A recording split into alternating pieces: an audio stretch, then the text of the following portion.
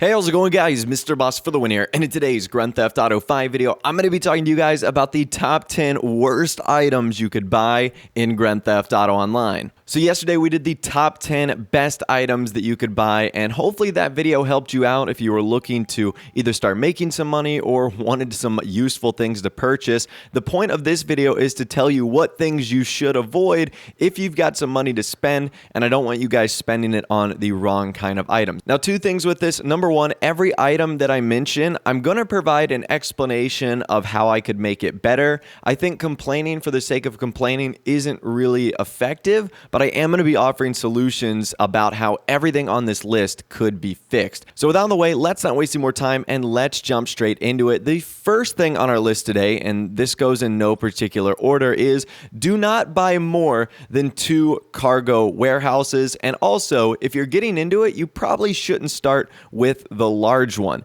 So the reason I say don't buy more than 2 is because there's absolutely no need. You guys can see here, I've been doing the cargo missions for a while now. I've got 210 completions, over 25 sales, nearly $10 million. And I can tell you that even if you do them as quickly as you can, there will never be a point in time where you'll have to wait on your warehouse. As long as you have 2 where you can alternate, you'll never be in a period where you're having to wait on doing other sourcing crate missions, because I use Darnell Bros and I use the West Vinewood one, and that's it. The other 3 have gone completely empty my entire time. The Zero Gas Factory, Walker & Sons, and Bill Gecko have never been used. And also, you should probably start with either the small or medium because you can always upgrade. However, if you choose a large one, there's no way to downsize. So you're going to be stuck with that large one the entire time. So you might be asking yourself, well, Mr. Boss for the win, why do you have 5 large ones? Well, my eyes got a little bit big when Finance and Felony came out, and I wasn't really quite sure how the system worked,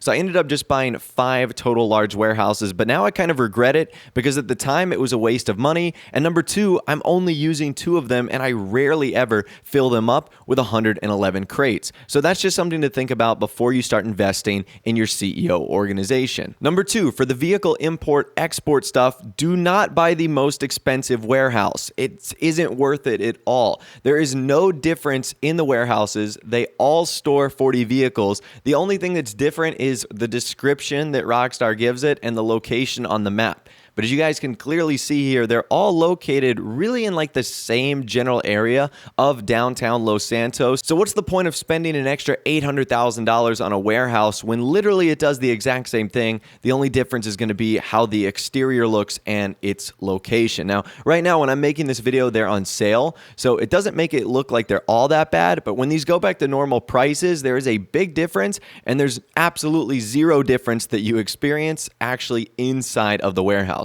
So don't be fooled here and just buy the cheapest one. At the number 3 spot, the office safe. So this couldn't literally be more of a waste of money. You pay money to look at your own money inside of the office. To me, that really doesn't make a whole lot of sense. You can't do anything with the money either. Now, where the safe would have been useful is if there was a feature that allowed you to clean up your office.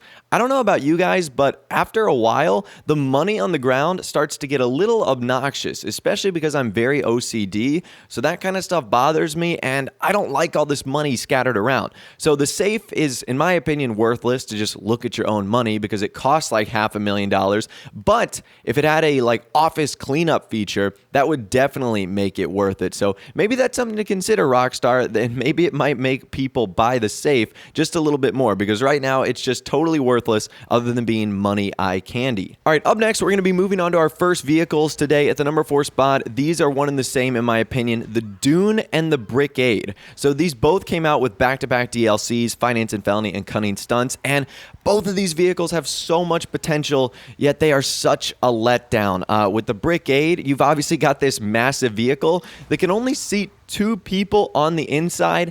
I'm not entirely sure why. And what's with the rest of the vehicle? Why can't we use it for putting like 16 or 18 of our friends in the back? How much fun would that be? But nope, you can't do anything with it. I think up until recently, the wheels weren't even bulletproof, so that was kind of a bummer right there. And then same thing with the Dune. You've got these awesome liveries on there, zero customization, and same thing. You can't put any people on the outside either. And you can't use these vehicles vehicles in races as well. So the Dune and the Brickade are really expensive. They have a ton of potential, but Rockstar kind of cut it short by just not giving it anything special. So unfortunately, two epic vehicles that I just recommend you stay away from because they don't do really anything. All right, up next at the number 5 spot, this is going to be a conglomerate of air-based Pegasus vehicles. So kind of stick with me here. So there's a couple that I definitely recommend you absolutely do not buy. The first two would be the Luxor Deluxe and the Swift Deluxe.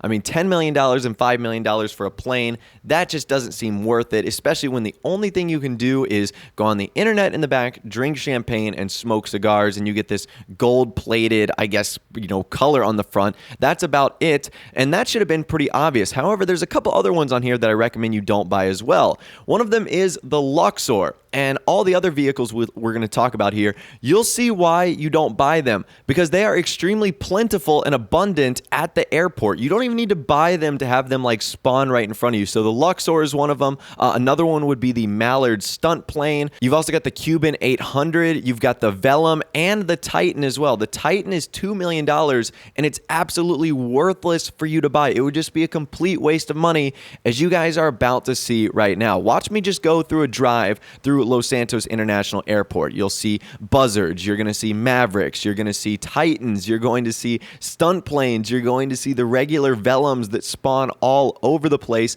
And even if you owned them as a Pegasus vehicle, the only place these things could spawn in is at airports. So you'd have to go here anyways in order to get them, making it kind of worthless to own them and just a complete waste of money. So at the number 5 spot, that is all the Pegasus Air vehicles.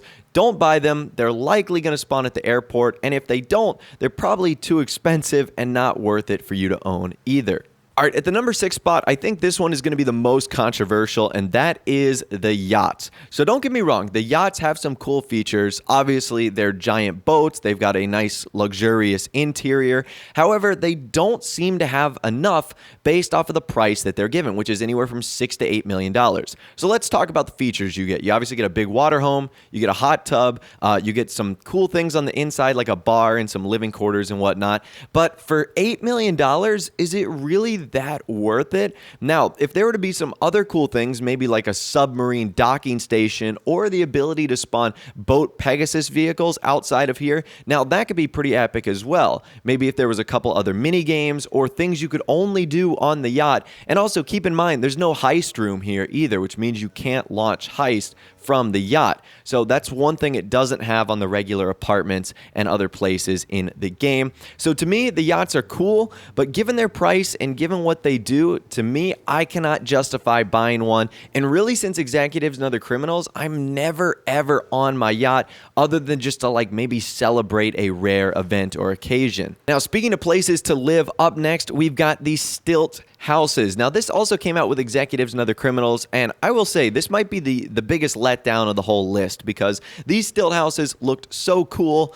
but I think Rockstar kind of dropped the ball here. Number one, a lot of them have these cool exteriors with like pools and decks, but they're not even connected to the house. You can't even get to them from the inside. You have to like walk around like you're trespassing. To me, that doesn't make a whole lot of sense. Number two, the garages are disconnected from the Stilt homes, which is kind of a bummer. You have to leave, go outside, and then go back inside to get to your garage. That's kind of a bummer. It doesn't make a whole lot of sense to me. And on the inside, they're just a more disconnected and disjointed apartment that makes it harder to navigate and is less convenient. So the Stilt homes would be cool. I like the concept, and if Rockstar were to ever do like a mansion that was a little bit more open, more free, wasn't so restrictive, that could be awesome. But until then, the Stilt homes are going to be one of the worst purchases I've ever made. All right, at the number 8 spot, one of the biker MC businesses, in particular, the document forgery office. So I will say that there's like two really good biker businesses. One of them is cocaine, and another one is the methamphetamines. The weed farm is okay, same with the counterfeit cash, but the document forgery one is hot garbage. Do not buy this one. You can see here through 7 total sales of the document forgery, I've made less than $1 million. However, let's compare that to some of the other ones. With 7 sales of methamphetamines, I've made $2.3 million. I believe if we go to cocaine, 9 sales is over $4 million, which is completely insane. So do not buy the document forgery office, it doesn't make sense. In fact, managing all 5 of these businesses is really tough. If I had to give you a recommendation, I would only do like maybe 2 or 3, probably the weed farm, methamphetamines, and cocaine lockup, because just having to deal with all 5 is a huge pain. But at a minimum, don't buy the document forgery office. It's just not worth it at all. All right, at the number 9 spot, this is a personal mistake that I've made, and that is just the sheer amount of clothing and masks that I have. So Rockstar have done a pretty good job, obviously, with vehicles. We can organize them by garage, and even more recently with weapons, do the weapon locker. We can put away guns that we don't want.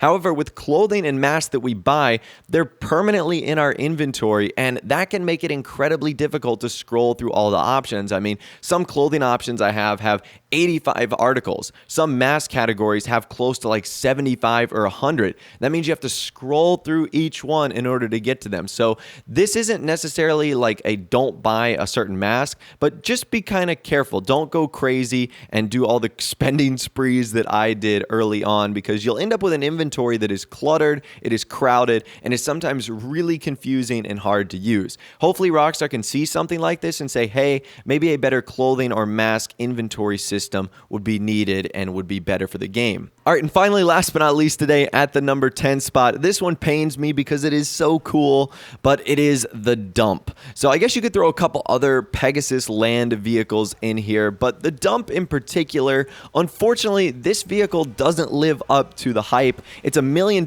which is really expensive for what you're getting. It is incredibly slow, and it doesn't perform like a giant dump truck would. It can't really crush cars for the most part. A vehicle like the Insurgent has way better stopping power in terms of being able to just bash through other vehicles. And obviously we can't use the dump feature in the back, and by default it's filled with those rocks, so our friends can't even sit back there either, which is kind of unfortunate. So this vehicle could have been really cool. Right now what I use it for is just a giant step ladder in some rare occasions to like get to higher buildings or get to secret locations, but even then other vehicles are cheaper and would probably work better. But really, that's all the information I have for you guys in this video today. The top 10 worst things you could buy in Grand Theft Auto Online. Hopefully this video was helpful for you, and if you were looking to make some new purchases, hopefully you checked a thing or two off this list that now you're not going to buy, and hopefully that will save you some money. If you guys did go and enjoy the video though, a like rating would of course be awesome, and also subscribe to my YouTube channel if you are new